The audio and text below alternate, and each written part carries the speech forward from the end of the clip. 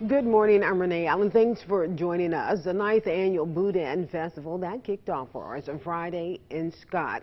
The Scott Boudin Festival is a festivity that many people enjoy. News 10's Britt LaFazzo, she was there. Well,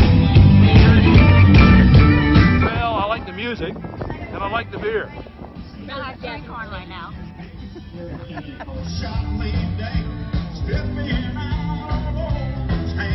Between the drinking, the dancing, and of course, the boudin. Beer boudin and regular pork boudin. The Scott Boudin Festival is off to a great start. I love it. I come every time I can, and it's one of my favorite places to be. Oh man, y'all should come check this out. Best stop. I had some Tasso, 4 tickets. Man, my mouth's still burning. I'm not sure, get some more tickets and eat.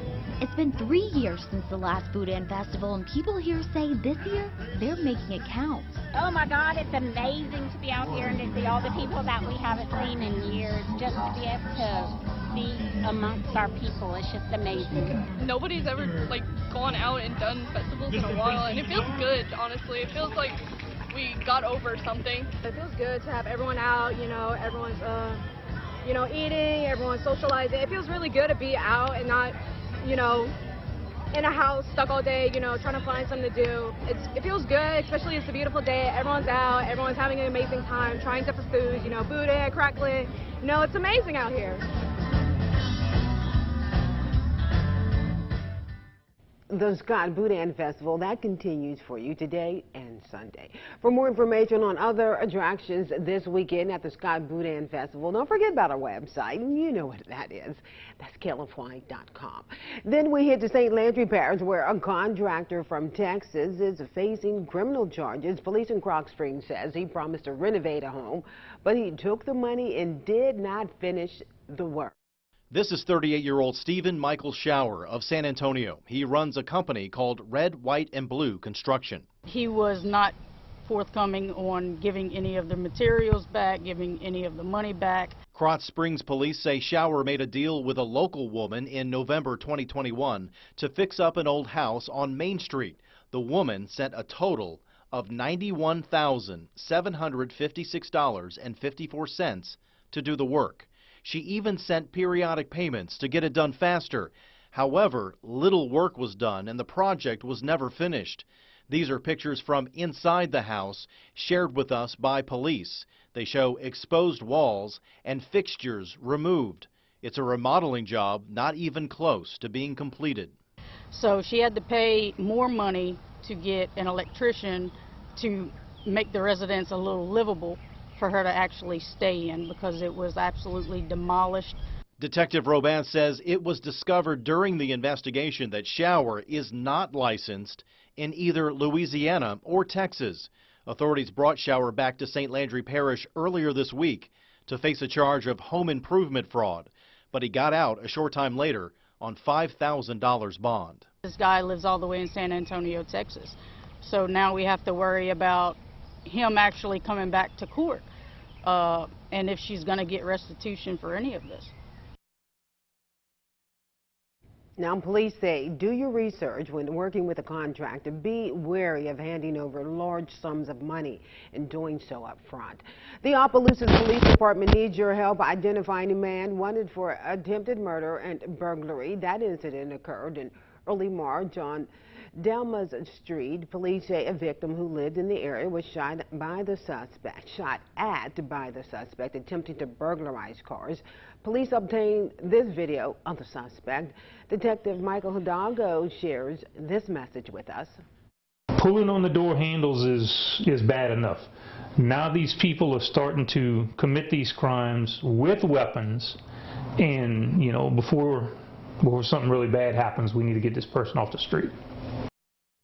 If you have any information to help with this case, go on. Contact the Opelousas Police Department or St. Landry Parish Crime Stoppers. That number for you, 337-948-TIPS. In St. Mary Parish, some people in Baldwin are demanding change after a series of drive-by shootings. Lily Maxey and her family say shots rang out around 11 Thursday night. She says she was in her house with her two grandsons, one who is a paraplegic, at the time of the shootings. Afterwards, she discovered bullet holes in her home and her granddaughter's car. Maxey has lived in Baldwin, she says, for over 60 years. This is the worst gun violence, she explains, she's ever seen. I would like for the parents to get together and talk to their children. I would like for us to have such like a committee in the community to come together and see could we help the community. And I would like for people that really don't want to step in. You're a family out here. You got children growing up here. Please step up. You know, let us know and let us come together as a community. We used to be one big community. Now everybody's separated. This is the third time, she says, that her home has been fired upon. This is the second shooting since Sunday in that area. In national news for you, a massive manhunt ended Friday evening in Washington, D.C. after police say the suspect in a shooting in a residential neighborhood was found dead. Natalie Brand reports from D.C. A barrage of gunfire erupted in a busy northwest Washington, D.C. neighborhood Friday afternoon, putting area schools on lockdown. Be advised, I'm on the scene of an active shooter. Person shot in the alleyway. Police said 2 adults and a juvenile were shot and transported to the hospital. There's the whole... A fourth victim was grazed in the back by a bullet and treated on scene. It was so loud it sounded like explosions. Late Friday, police say they found the suspect dead inside an apartment and also recovered several weapons and ammunition. The suspect that we believe is responsible for this is now deceased. We believe that the suspect took his own life as MPD members were entering or breaching the apartment where the suspect was located. With schools, embassies, and apartment buildings in the neighborhood, the shooting triggered a massive response by law enforcement. Police warned people to stay inside because of the threat. In the immediate aftermath, police questioned witnesses and tried to determine a motive. SWAT teams focused on an apartment building behind the high school where shots rang out. Jeff Dorn says he exchanged text messages with his son, a 9th grader, who was in school during the shooting. That they were sheltering in place and that he didn't really know when they were going to let them leave, that the police were kind of holding them there until it was safe to leave. Late Friday, police were still working to take students to be reunited with their families. Natalie Brandt, CBS News, Washington. Police in D.C. have asked people in that area to avoid the area yesterday as that investigation continued on into the evening. Back here in Acadiana, one person dead after an early morning camper fire in Jeanerette. It happened around 5 Friday morning at the intersection of LA 318 and Jones Road. According to the state fire marshal's office, firefighters found a body at that scene. No names has been released and no cause has been determined as of last night. Out of Baton Rouge, a 4-year-old is dead after police say she was forced to drink a bottle of whiskey. A 4-year-old China Record was found unresponsive in her home on Wallace Street Friday morning. Her blood alcohol level was 0.680. That's more than 8 times the legal limit to drive if you're an adult. Baton Rouge police have since arrested China's mother, 28-year-old Kaja Record, and her grandmother, 53-year-old Roxanne. Police say the grandmother forced that child to drink as the mother watched on. The CDC says COVID-19 was the third leading cause of death in 2021, following only heart disease and cancer. That means more than 1 in 8 deaths last year had coronavirus as an underlying cause. Nancy Chin has more. Philadelphians may have a touch of whiplash today as the city dropped its indoor mask mandate just 4 days after it went into effect. We don't feel like the mandate is necessary at this point. It was the first and only big city to reimpose mask requirements for indoor public spaces this spring. But with cases leveling off and COVID hospitalizations dropping more than 20%, a reversal. And I said when we announced the mask mandate that if we didn't see hospitalizations rise in tandem with the rise in cases, that we would need to change and rethink our metrics. The abrupt change comes as Omicron subvariant BA.2 is on the rise. While the overwhelming majority of Americans live in areas with low community levels, cases are rising in 36 states. Although a judge struck down federal mask requirements on transportation, Los Angeles County is continuing its mask mandate aboard its mass transit system, including Los Angeles International Airport. And surging cases in Boston have prompted the health department to recommend masks once again.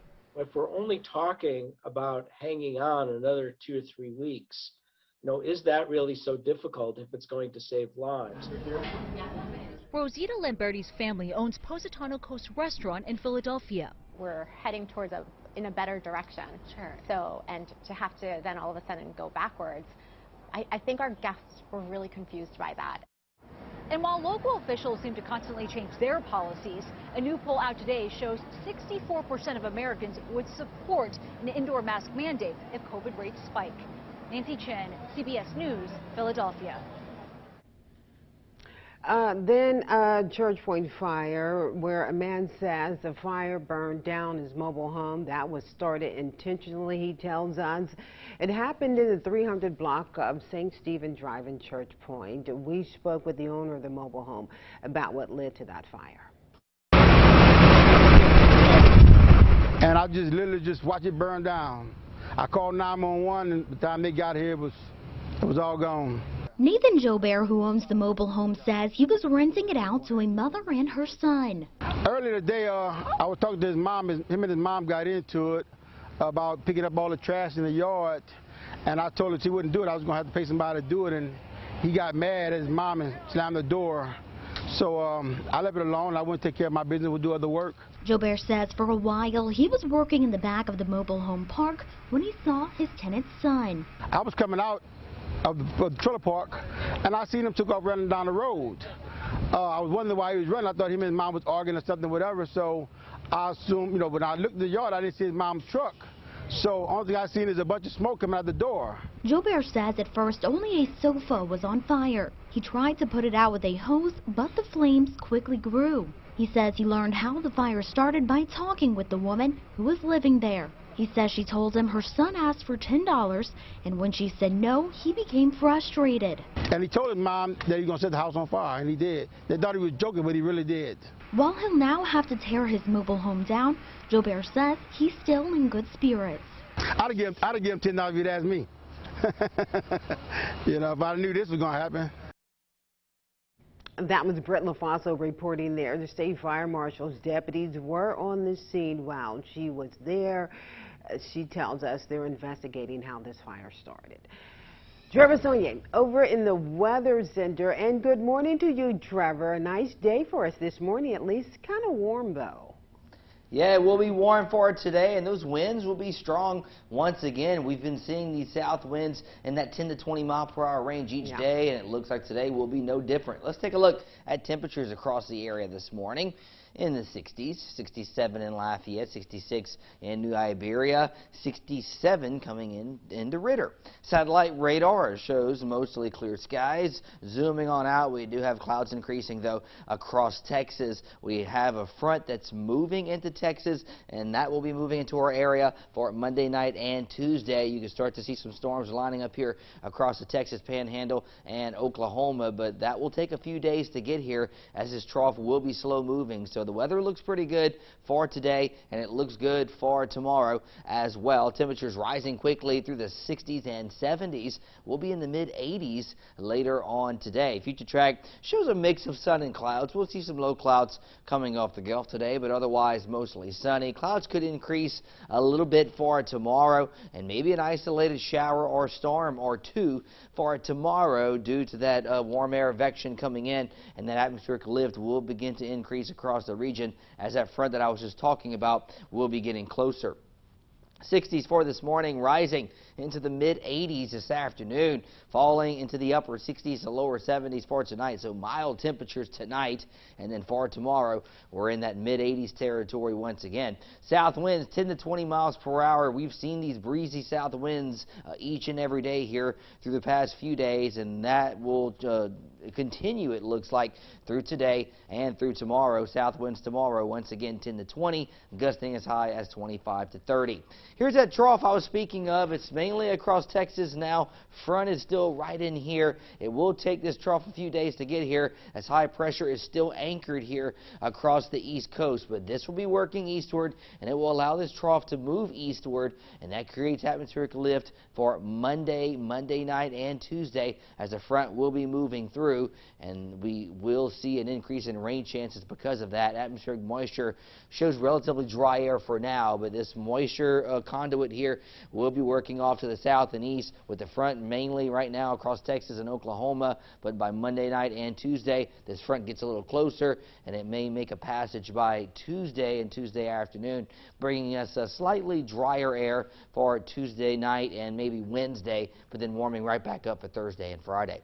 Mid-80s for this afternoon, 85, sunny and warm, south winds 10 to 20 miles per hour. 7-day forecast has mid-80s again tomorrow with isolated rain chances. 40% rain chance on Monday, 30% lingering through early Tuesday, as that front will be a slow mover. It will take some time to move through, but by Tuesday afternoon, it should be moving through the area. Notice temperatures a little cooler on Tuesday in the upper 70s, mid-50s possible for Wednesday and Thursday mornings, but then another warming trend for Thursday and Friday. We're right back in the mid-80s. Thank you for that, Trevor. All right, and don't forget that the stories we have for you on our website, pretty much from this morning, and also your weather forecast. Just check us out there, KLFY.com.